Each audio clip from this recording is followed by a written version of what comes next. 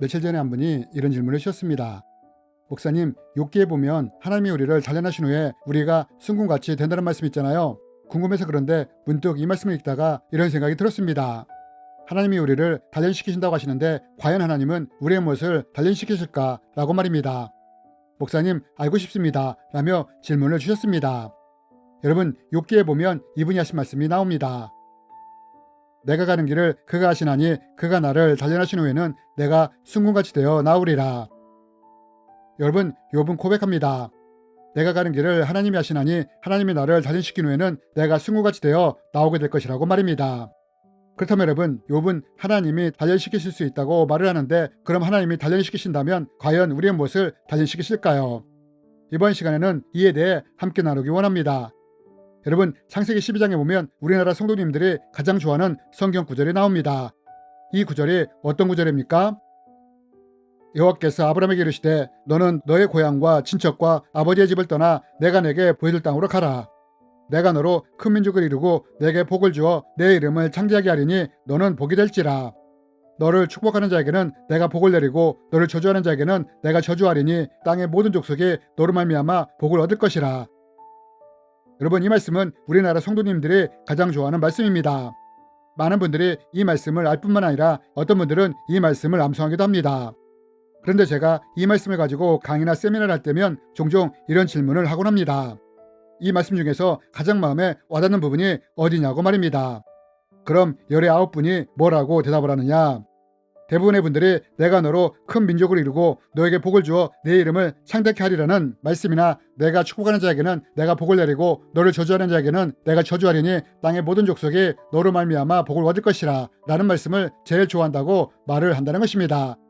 이러면 저는 또다시 이렇게 질문을 하곤 합니다. 만약 이 말씀들을 좋아한다면 이 말씀이 우리의 삶에서 실제로 이루어지게 하려면 어떻게 해야 하느냐고 말입니다. 이러면 대부분의 분들이 어떤 대답을 하느냐? 이 질문에는 제대로 된 답을 하시는 분이 거의 없다는 것입니다. 그렇다면 여러분, 하나님은 분명하게 아브라함에게 복을 주시며 복의 근원이 되게 해주시겠다고 하셨는데 아브라함은 어떻게 해서 이렇게 될 수 있었던 걸까요? 이제부터 아브라함이 어떤 연단과 단련을 통해 복을 받고 복의 근원이 될 수 있었는지에 대해 말씀드리기 원합니다.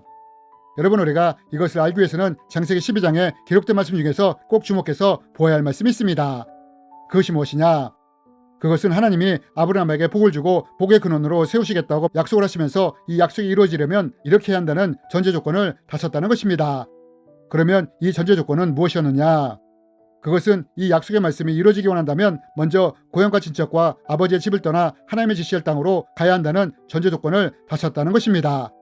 그리고 이 전제 조건을 따른다면 내가 내게 복을 주고 복의 근원이 되게 해주시겠다고 약속을 하셨다는 것입니다. 그럼 여러분, 왜 하나님은 아브라함에게 복을 주시겠다고 약속을 하시면서 그 전제 조건으로 고향과 친척, 아버지의 집을 떠나라고 요구하신 것일까요? 그것은 아브라함에게 고향과 친척과 아버지의 집이 안전과 의지가 되었기 때문입니다. 그래서 하나님은 아브라함이 의지하고 안정감을 누릴 수 있는 이러한 것들을 내려놓고 오직 하나님만 의지하며 따를 수 있느냐고 말씀을 하신 것입니다. 그리고 아브라함이 이렇게 한다면 내가 내게 복을 주고 복의 근원이 되게 해주겠다고 약속을 하신 것입니다. 여러분, 만약 우리가 하나님을 따르기 시작한다면 이때 하나님이 가장 먼저 훈련하시고 단련시키는 것이 무엇이냐? 그것은 그동안 자신에게 안전이나 의지가 되었던 세상에서 의지하며 붙잡고 있었던 것을 내려놓고 오직 하나님만 의지하는 사람으로 성장할 수 있도록 우리를 훈련시키며 단련시키신다는 것입니다. 예를 들어 만약 우리가 세상에 살면서 의지했던 것이 돈이었다면 이것을 내려놓고 하나님을 더욱더 의지하고 따를 수 있도록 돈을 통해서 훈련하시며 연단하실 수 있다는 것입니다. 우리가 돈에 집착을 할 때 오히려 돈을 통한 연단을 통해 어려움을 경험케 하므로 돈도 의지하거나 믿을 것이 못 되는구나 라는 마음을 가지도록 하실 수 있다는 것입니다. 이런 과정을 통해 하나님을 더욱더 의지하도록 인도해 가실 수 있다는 것입니다. 이렇듯 하나님은 연단을 통해 우리의 믿음을 단련시켜 나가실 수 있다는 것입니다. 또 우리의 중심이 세상의 성공이나 명예, 성취를 향하고 있다면 연단이나 훈련을 통해 방향을 하나님께 바꾸도록 단련시켜 나가실 수 있다는 것입니다. 여러분, 앞에서 한 분이 이런 질문을 주셨습니다. 하나님이 우리를 단련시키신다면 과연 무엇을 단련시키시느냐고 말입니다. 여러분, 만약 우리가 하나님을 믿기 시작했다면 이때 가장 먼저 하나님이 우리를 훈련시키시고 단련시키시는 것이 무엇이냐? 그것은 그동안 내가 의지하고 붙잡았던 세상적인 것들을 내려놓고 하나님만 의지하는 사람이 될 수 있도록 우리를 연단을 통해 단련시키실 수 있다는 것입니다. 여러분, 우리는 이것을 아브라함을 통해 보지 않습니까? 하나님은 아브라함에게 복을 주시고 복의 근원으로 세우시기 전에 먼저 아브라함으로 하여금 그가 의지했던 것들을 내려놓으라고 말씀하시지 않았습니까? 자신에게 안정감과 의지가 되었던 고향과 친척과 아버지의 집을 내려놓고 오직 하나님을 의지하며 하나님이 지시할 땅으로 가라고 하시지 않습니까? 여러분 혹시 이것을 아십니까?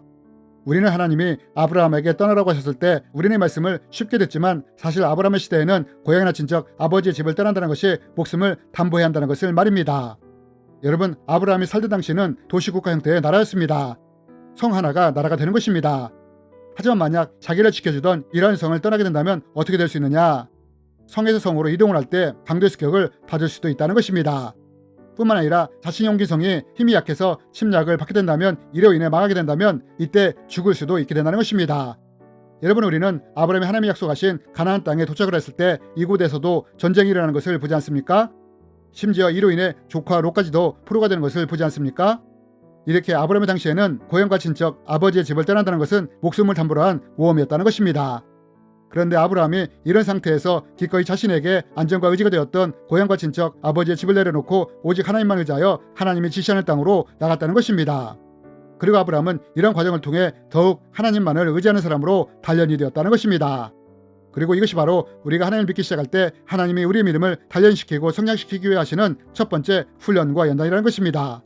내가 그동안 세상에서 의지했던 것, 붙잡고 있던 것들을 연단과 훈련을 통해 내려놓도록 하심으로 오직 하나님만 의지하는 사람으로 성장할 수 있도록 단련시켜 나가신다는 것입니다. 그럼 여러분, 우리는 어떻습니까? 하나님은 아브라함에게 너는 고향과 친척, 아버지의 집을 떠나 내가 내게 지시할 땅으로 가라고 하셨을 때 기꺼이 순종하며 나갔는데 우리는 어떻습니까? 내가 지금 의지하고 나에게 안정감을 주는 것이 무엇입니까? 하나님이 아니라 세상의 어떤 것입니까? 이럴 때 하나님은 우리가 이런 것들을 내려놓고 하나님을 의지하는 사람으로 성장할 수 있도록 단련되게 원하신다는 것입니다. 그리고 이러한 과정을 통해 우리가 단련이 된다면 하나님이 아브라함에게 약속했던 복이 부어진 것처럼 우리에게도 이러한 하나님의 축복이 부어지게 된다는 것입니다. 여호와께서 아브라함에게 이르시되 너는 너의 고향과 친척과 아버지의 집을 떠나 내가 내게 보여줄 땅으로 가라. 내가 너로 큰 민족을 이루고 내게 복을 주어 내 이름을 창대하게 하리니 너는 복이 될지라. 너를 축복하는 자에게는 내가 복을 내리고 너를 저주하는 자에게는 내가 저주하리니 땅의 모든 족속이 너로 말미암아 복을 얻을 것이라.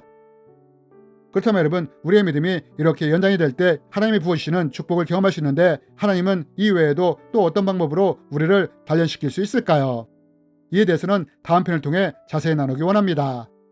주님의 이름으로 여러분을 축복합니다.